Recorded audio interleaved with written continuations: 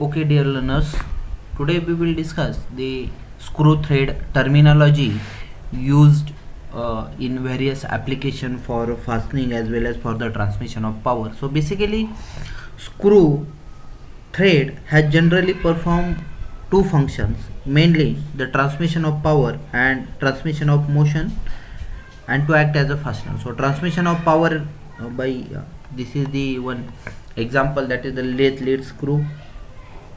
Second function is more important, that means the fastener. So we will be more concerned with the different types of the threads. The object of dimensional control in case of plane shaft and hole is to ensure the certain consistency of fit.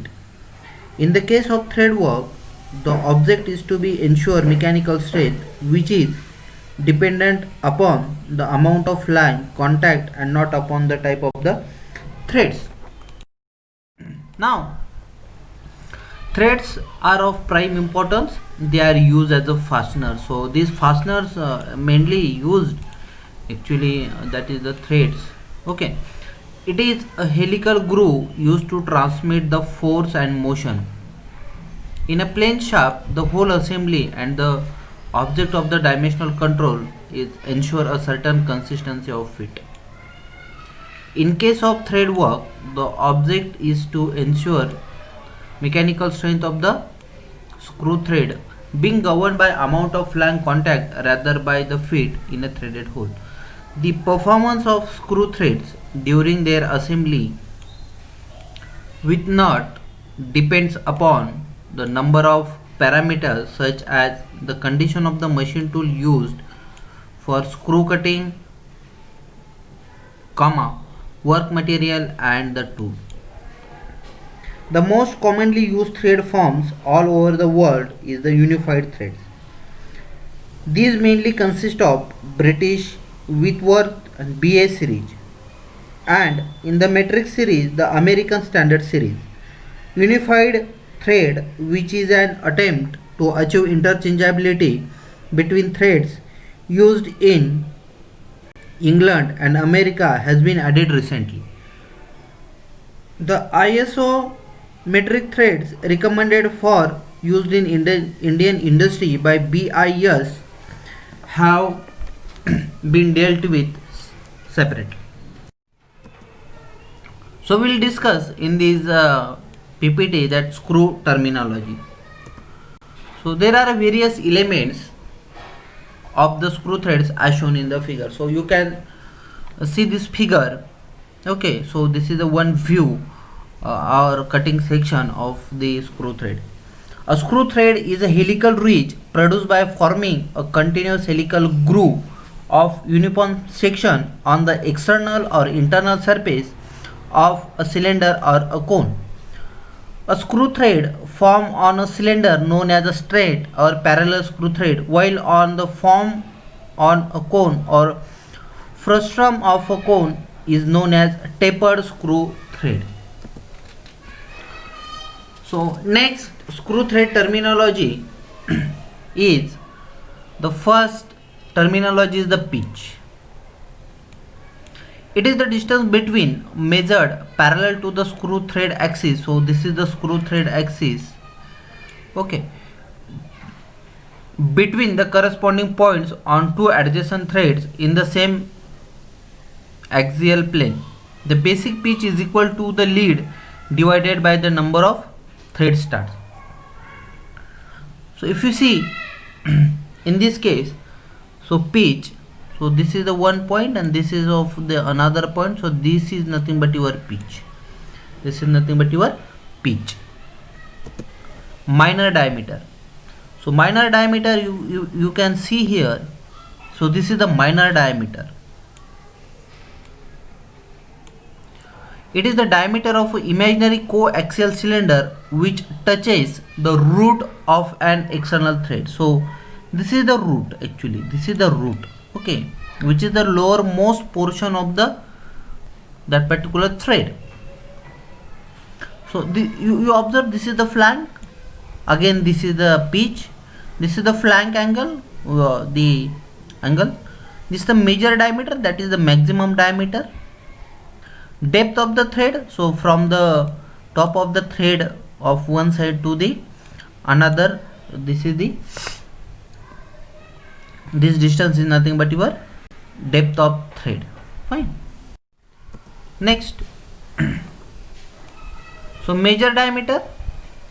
It is the diameter of an imaginary coaxial cylinder which touches the crest of an external thread or and the root of an internal thread. Lead. Lead is nothing but the axial distance advanced by the screw in one revolution of the lead. So if suppose this is the screw, when one complete rotation of the nut takes place or the screw takes place, the distance travel, this distance, that is the vertical distance or the distance along the axis of that particular screw. So this is the axis of the screw. The distance travel when one revolution is get completed, that is nothing but the lead L. Pitch diameter. It is the diameter at which, I'm sorry,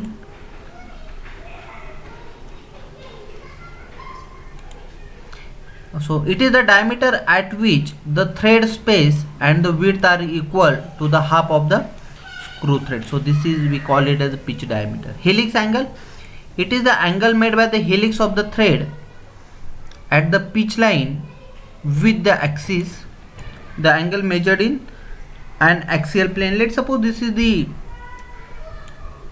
helix of the thread and the pitch line, so this angle is nothing but the helix angle. Flank angle.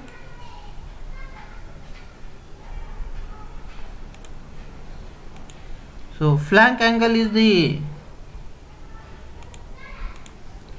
angle between the flank and the line normal to the passing of the apex of the thread. So let's suppose, so this is the flank of the thread and this is the lowest portion, and this is the line which is normal to the axis. So this line is the perpendicular to the axis, and this angle is nothing but your helix angle. This angle is nothing but your helix angle. Next,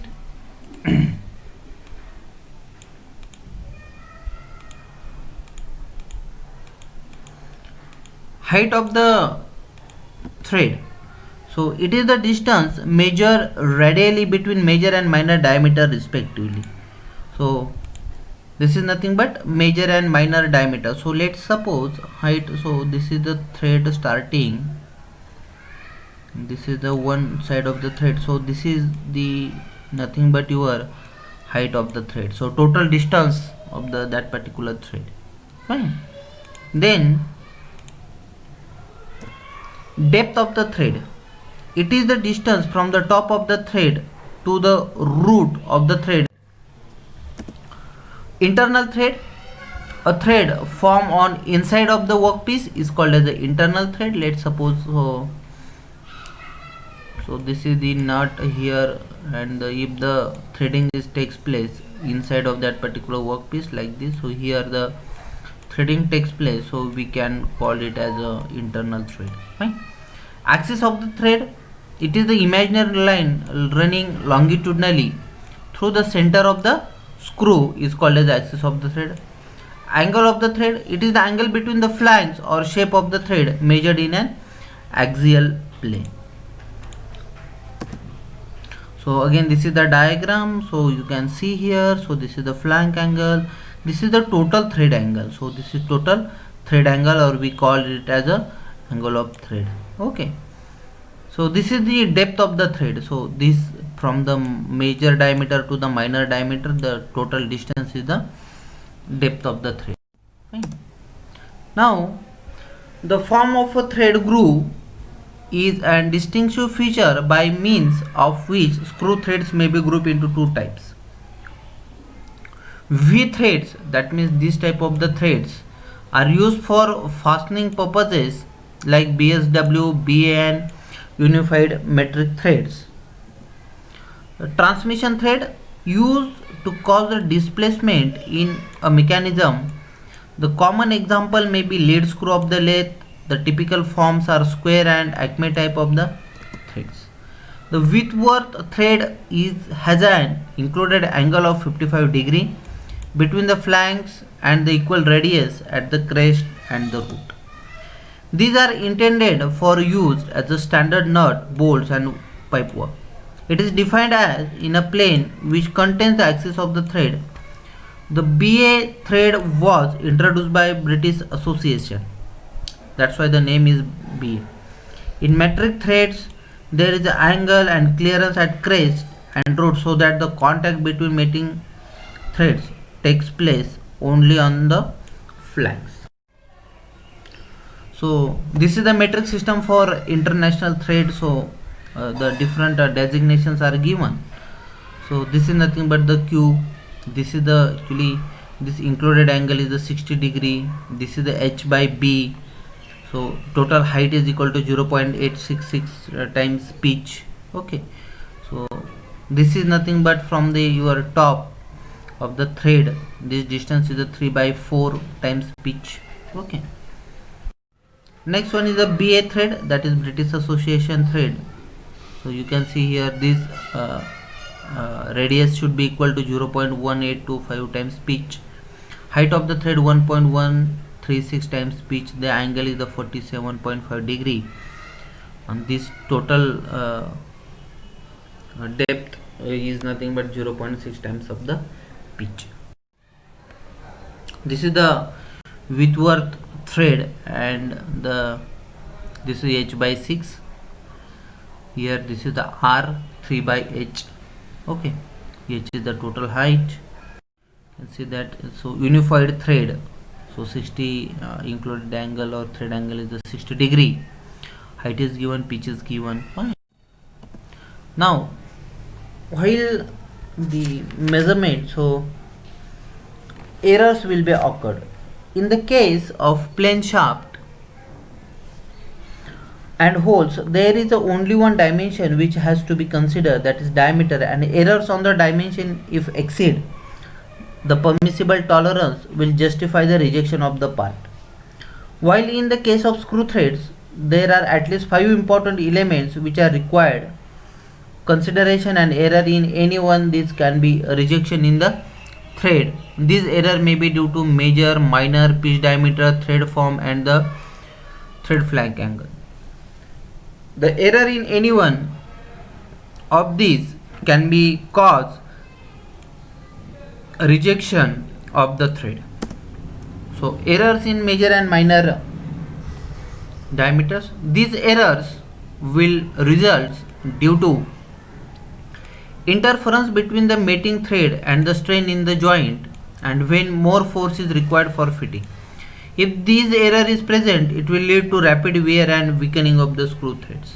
Of course, so it will be at that particular section, so continuous wear takes place and it will get weakened. Angle errors. Any error in angle of the thread results in interference between the bolt and nut.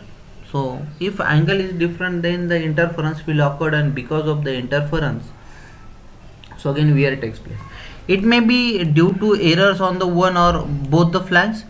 These errors increase the virtual effective diameter of a bolt and decreases that of the nut.